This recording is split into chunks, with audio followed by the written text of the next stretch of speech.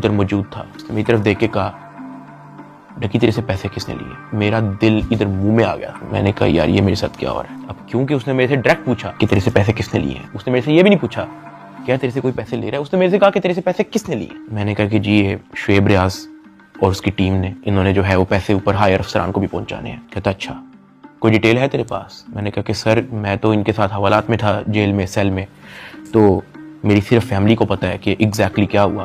Family 5-10 minute के लिए मेरे से मिली थी, लेकिन उन्होंने मुझे बहुत छोटा छोटा मोटा मोटा बताया, ज़्यादा डिटेल का मुझे नहीं पता। तो फिर उसने पूछा कि कितने पैसे लिए हैं। मैंने कहा जी 60 लाख रुपए लिए। वो भी मेरी वाइफ को नामजद करने का कह रहे थे कि जो मेरी बीवी को अरेस्ट कर लेंगे, अगर आप चाहते हैं कि हम आपकी वाइफ को अरेस्ट ना करें तो ये 60 लाख रुपया पहुंचाएं। तो वो हमें 60 लाख रुपया उस काम में दिया। उसने कहा ठीक है तू जेल जा, लेकिन उससे पहले कहीं से कॉल करवा और अपनी फैमिली को कह कि तेरा एक दोस्त मिलने आ रहा है, उससे मिलने। मैंने कहा ठीक है।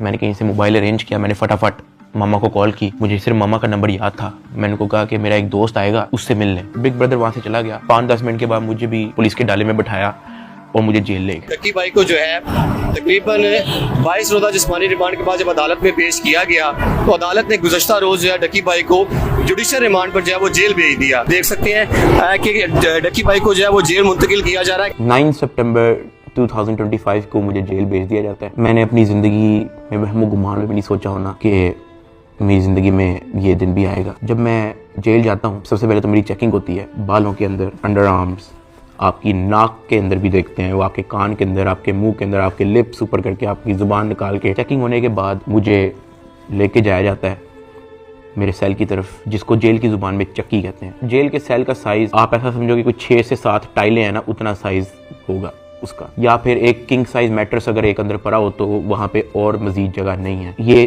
जेल के सेल का साइज होता है। कॉर्नर पे जो है वॉशरूम लगा होता है जो कवर्ड नहीं होता, उसके आगे एक छोटी सी दीवार लगी होती है, यानी कि अगर आप खड़े हुए हो तो बाहर से देखने वाला बंदा आपको नंगा देखेगा, लेकिन अगर आप वॉशरूम करने के लिए बैठे हो तो आपके चेस्ट से ऊपर जो है आप विजिबल होगे, नीचे आप कवर्ड होगे।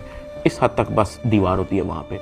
उसी के ऊपर जो है वो एक टूटी लगी होती है पानी की। मैं जब अपने सेल में आता हूँ तो शाम हो जाती है, मुझे सेल में लाते ही लॉक कर दिया जाता है, क्योंकि मेरा नया नया एक्सपीरियंस होता है। मुझे नहीं समझ आ रही होती है कि मैं कहाँ पे आ गया हूँ। मैं इधर उधर देखता हूँ, परेशान हो जाता हूँ कि ये क्या हो रहा है मेरी ज़िंदगी में। बहुत ऊंचा पंखा लगा होता है जहाँ से मुझे आइडिया होता है कि कोई चाह के भी खुदकुशी नहीं कर सकता। अंधेरा हो जाता है, मुझे कुछ समझ नहीं आ रही होती है कि मैंने क्या करना है। खैर मैं दीवार के साथ लग के बैठ जाता हूँ बिल्कुल ऐसे ही, और सोचता रहता हूँ कि ये मेरी ज़िंदगी कहाँ से कहाँ आ गई है। मैं अपने सेल से बाहर देखता हूँ तो 1.5 लीटर की बोतल पड़ी होती है, उसके ऊपर कैप भी लगा होता है। मेरा हाथ तो वहाँ तक नहीं पहुँचता, लेकिन कोई 15-20 मिनट के अंदर एक इंचार्ज जो है वो वहाँ से गुजर रहा होता है। मैं